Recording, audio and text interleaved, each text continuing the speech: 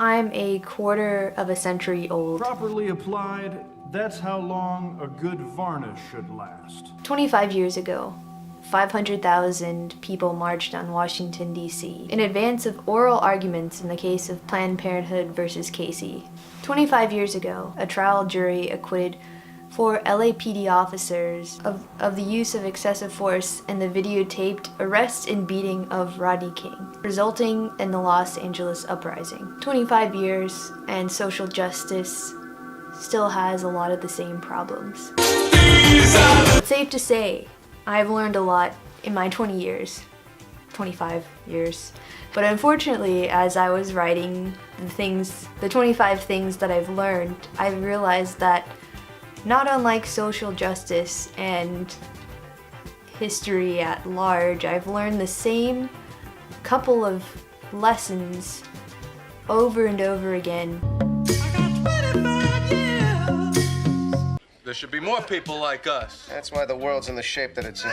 My dad has a predominantly German background, and my mom is Chicanx. Though I look white and benefit from white passing privilege, I was raised within 2 distinct cultures, which would inform everything that I've learned based on my point of view. By the age of 13, I realized that most of my friend groups were majority people of color or people of mixed race, etc. As someone who comes from a mixed background, I realized maybe it's somewhat harder for me to relate to groups of people that are homogeneous rather than just mixed in all the senses. By the age of 19, I learned that feminism is awesome. And feminism has given me a language with which to articulate and understand some of my own experiences. You need to be much more polite. It has also given me tools to empower myself. By the age of 20, I realized again that most of my friend groups were a mix of race, gender identity, orientation, etc. When I was 22, I learned that intersectional feminism is extremely important, and also my friends had so many first-hand experiences at the intersection of gender and race and other things. It has also given me tools to empower myself. At 22, I realized that my life didn't have its own telos. As in, everything will always work out, it'll be fine, my life will reach a specific conclusion. My life has its own narrative arc. It is a terrifying, abyss-like experience, but I think I chalk it up to the fact that I've had this epiphany so late in life is a testament to how privileged I have been. And I guess the culmination of these thoughts and experiences is that by the age of 23, I realized that everything from a person's point of view to an abstract concept, everything is more nuanced and complex than any essay, op-ed, data set, novel, nonfiction, textbook can ever convey. And that we should embrace diversity in every meaning of the word. And at the age of 24, I learned about Metamodernism, which somewhat describes how I've dealt with my quarter-life crisis, which is assuming that my life does have a telos, despite knowing that it doesn't, which brings me to do things and be more productive and help more people than if I just fell into an existential black hole. Also, by 24, I learned that you have to truly believe in your own telos, your own narrative arc of your life, despite your life not really having one. I believe I can fly. I'm about more than money. I'm about people.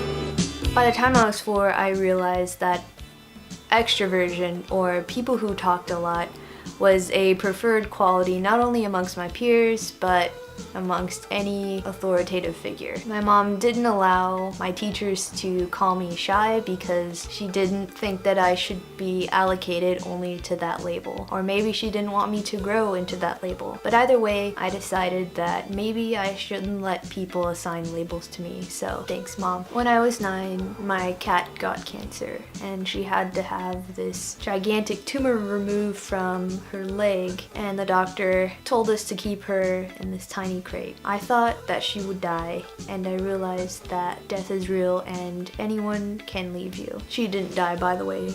By the time I was 12, I learned how to accept romantic rejection, which means how to identify when someone's not into you, and then how to mentally disinvest in those people in a healthy way. And I think this is not only a romantic idea, but it applies to every human relationship. By the age of 13, I learned how to fake extroversion, or in other words, force myself to communicate with my peers Hillary Clinton is great. despite not always being comfortable. And I learned that I could make a lot of friends this way. At the age of 15, I learned that people will judge your mental capability based on your outward appearance. So I made a friend with somebody in my health class. I learned that before he knew me, he thought that I had a learning disability based on my outward aesthetic. By the time I was 18, I realized that communication,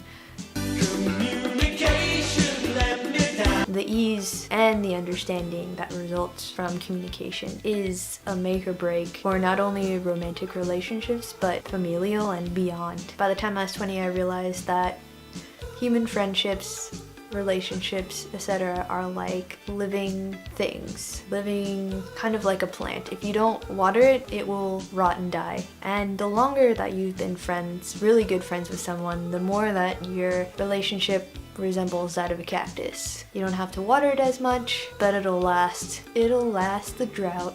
Also at the age of 20, I realized that community at times can be more powerful and more persuasive than money, or the pursuit of money.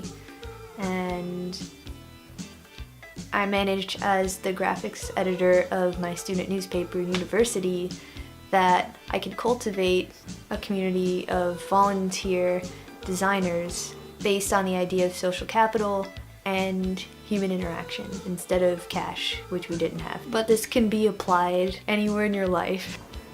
And at the age of 21, I realized that the people who don't respect your identity, emotions, boundaries, particularly to the point that it really hurts you, these people don't deserve your time or your emotional labor. By the age of 22, I moved to a different state and alone, and I realized that I've always liked being alone, but your support network, your social support network, is something that transcends me liking to be alone sometimes. And I realized that your support network is really everything. You know, we're living in a society! Around when I was 3 to 5 years old, I not only could Santa not possibly be real, but that the mall Santa was an actual stranger, and therefore I refused to sit on mall Santa's lap.